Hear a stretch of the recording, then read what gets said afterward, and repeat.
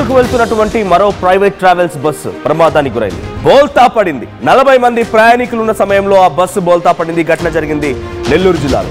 నెల్లూరు జిల్లాలో ఈ ప్రమాదం జరిగింది. ఆ మార్నింగ్ స్టార్ ట్రావెల్స్ పేరున్నటువంటి ఈ బస్సు బోల్తా కొట్టడం మనం చూస్తూ ఉన్నాం. 6 ప్రయాణికులకి చాలా తీవ్రంగా గాయాలయ్యాయి. పెళ్లకూరు మండలం దొడ్లవారిమిట్ట హైవే పైన ఈ ఘటన చోటు చేసుకుంది. బెంగళూరుకి వెళ్తుండగా ఈ ప్రమాదం జరిగింది. విజువల్లో మనం చూస్తున్నాం బస్సు ఒకవైపుగా కంప్లీట్గా వంగిపోయింది, కంప్లీట్గా వన్ సైడ్గా పడిపోయింది. అది ఇక్కడ మీరు చూస్తే ముందు డ్రైవర్ దగ్గర ఉన్న గ్లాసెస్ పూర్తిగా బ్రేక్ అయిపోయాయి. అంటే ఎగ్జిట్ వైపుగా పైకి ఉంది, మిగిలిన డ్రైవర్ భాగం వైపు కింద పడిపోయింది. మరి ఇలా జరిగిందనంటే ఇంకేదైనా ఢీ కొట్టిందా? అక్కడ రైలింగ్స్ కూడా బహుశా విరిగిపోయినట్టున్నాయి. ఆ రైలింగ్స్ కూడా విరిగిపోయినట్టు కనబడుతోంది.